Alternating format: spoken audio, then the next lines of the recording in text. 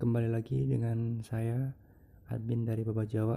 Nah, untuk video kali ini admin tidak melakukan rekaman video wajah ya. Jadi karena ada permintaan dari bukan permintaan sih, jadi ada yang email admin, ya bagian dari keluarga sih, minta tolong jangan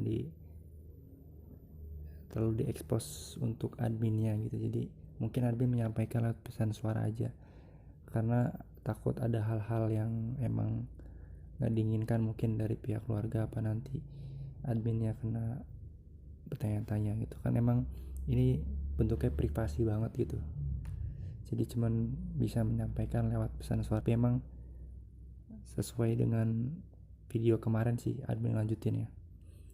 Oke, jadi ini video yang kelima ya, tentang kehidupan Satrio Piningit kecil. Pada video sebelumnya menceritakan kehidupan sang Satrio Piningit di Jakarta. Sesuai perjanjian pihak keluarga, setelah sang Satrio Piningit lulus dari TK, kemudian sang Satrio dipindahkan ke Jawa Barat.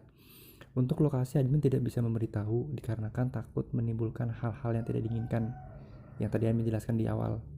Jadi Satrio Piningit hidup bersama neneknya dan bersama sepupunya, sebut saja Soka namanya. Jadi usianya berbeda 5 tahun. Dikarenakan ayahnya selalu berpergian keluar kota, sang ayah menitipkan kepada sang nenek. Kebetulan sang nenek hidup sebatang kara, karena anak-anaknya itu semua bekerja di daerah Jogja dan kuliah juga, ada yang kuliah juga. Kehidupan dengan neneknya bisa dibilang banyak aturan dan keras. Jadi keras di sini bukan di sisa ya, geng. Jadi setiap hari nggak ada waktu untuk bermain. Pagi sekolah, pulang sekolah harus di rumah, harus tidur siang sore, disuruh nyiram bunga, mandi, dan setiap ibadah maghrib sampai isya selalu ikut sholat berjamaah di tajuk musola. Nggak pernah ketinggalan. Jadi selama ikut dengan neneknya, terkecuali memang ada urusan mendadak atau sanak saudara pada datang. Dan asal kalian tahu, dari semua jamaah di musola yang paling muda hanya sang Satrio Piningit, karena yang lainnya semua aki-aki dan nenek-nenek. Oke, pulang dari musola harus belajar. Minimal belajar itu sekitar 3 jam, gak kurang gak lebih.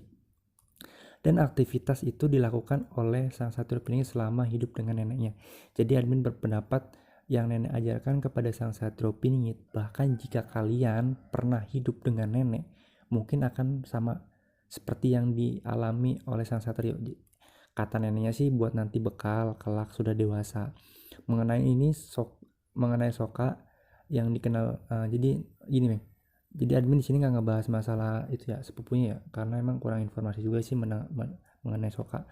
Yang dikenal di masyarakat di sini hanya sang Satrio Piningit. Pada suatu hari ayahnya pulang mengunjungi Satrio Piningit. Hanya saja di sini sang Satrio Piningit sedang tidak di rumah, sedangkan sedang mengaji. Beberapa saat kemudian sang Satrio datang dengan muka senyum karena melihat sang ayah. Dah, kemudian memeluknya.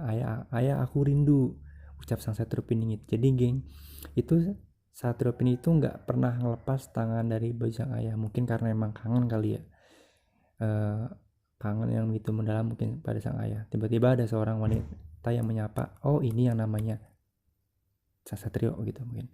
Kemudian dengan polosnya sang Satrio menjawab, iya tante. Di selang pembicaraan, sang Satrio bertanya, itu siapa ya? Sang ayah menjawab, mama baru, kamu sambil bercanda. Satrio bingungan, mama baru. Iya mama baru, ucap sang ayah. Jadi memang sang Satrio gak terlalu mempermasalahkan sih bang ucapan sang ayah. Jadi sang Satrio Piningit itu tidak tahu kalau ayah dan ibunya itu sudah bercerai, ucap Pak Iman.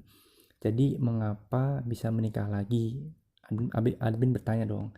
Dikarenakan pada saat itu melakukan uka-uka gitu geng. Jadi kayak mengambil uang goib Soekarno yang sampai sekarang belum pernah ada bukti nyatanya.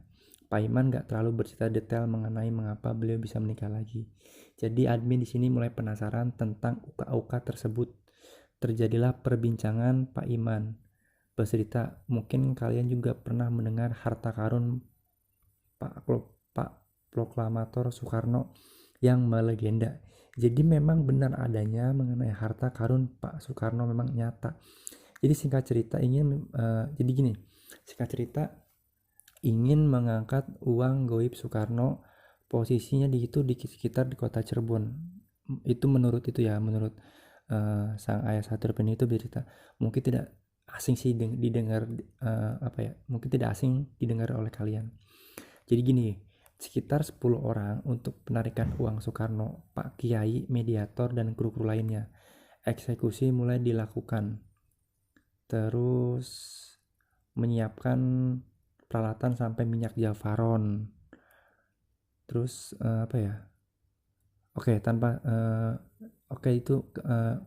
eksekusi mulai dilakukan, hanya saja di pertengahan pengangkatan uang goib Soekarno. Tanpa sadar, semua orang yang di dalam serungan tersebut mengangkat senjata, saling menodong. Jadi sang kiai berucap, ini bagaimana? Mau dilanjutkan apa tidak? Karena memang posisi uang sudah terlihat. Pak Kiai menurunkan saja, batalkan saja untuk pengangkatan uangnya. Kemudian diturunkan uang dan senjata yang ditodongkan pun ikut turun beserta uang goib yang diangkat tersebut. Jadi memang di luar kesadaran, ujar Pak Iman. Nah, di sini Admin mau berpendapat tentang yang Pak Iman ceritakan. Jadi gini geng, kenapa sih harta warisan Bung Karno itu nggak bisa diambil atau digunakan untuk membayar seluruh hutang Indonesia? Terlepas dari masalah harta Bung Karno yang tersimpan, jadi menurut cerita dulu memang ada dan dijaga oleh makhluk halus, jadi nggak segampang itu. Jika memang uang tersebut bisa diambil dengan rusaknya moral dan akhlak manusia zaman sekarang, bayangkan jika uang itu benar-benar bisa diangkat, yang kaya makin kaya dan yang miskin makin miskin, bahkan banyak yang sekarang memperkaya diri sendiri. Padahal kehidupan di sekitar mereka masih ada yang perlu bantuan. Seakan tutup mata dan telinga. Pemerintah hanya sibuk dengan gajinya, sedangkan rakyat hanya menerima janji-janjinya. Jadi pesan Bung Karno memang benar. Nanti kalian bakal berperang dengan bangsa sendiri. Oke, kita balik lagi ke topik awal. Mungkin Bung Karno mempunyai alasan kenapa harta itu tersimpan. Dan konon katanya, jika harta itu memang benar bisa dibuka, kemungkinan untuk membayar semua hutang negara kita. Jadi memang benar ada kaitannya dengan sosok Satrio Piningit. Mengapa demikian? Dengan sosok yang tidak terlalu mementingkan diri sendiri, tidak gila jabatan, bahkan sosok yang bisa mengayomi masyarakat. Mungkin bisa dikatakan sosok untuk membuka harta warisan Bung Karno. Entah sang Satrio yang Admin ceritakan, apa mungkin Satrio Piningit lainnya seperti yang diceritakan oleh Prabu Wijaya, ada 7 sosok Satrio Piningit. Nah, jadi mungkin untuk video kali ini Admin rasa cukup sampai di sini dulu. Kita sambung lagi dengan video selanjutnya. Oh iya, jika channel ini bermanfaat bagi kalian, jangan lupa untuk di like, komen, dan like dan komen dan subscribe. Apa yang kurang dalam penyampaian materi dan penyampaian materi mungkin di komen di bawah untuk biar lebih bisa gampang lagi. Karena Admin pun masih itu ya, jadi untuk berbicara itu kurang fasih banget sih, jadi karena Admin baru awal juga gitu. Jadi mungkin untuk video kali ini Admin akhiri. Wassalamualaikum warahmatullahi wabarakatuh. Rahayu, rahayu, rahayu.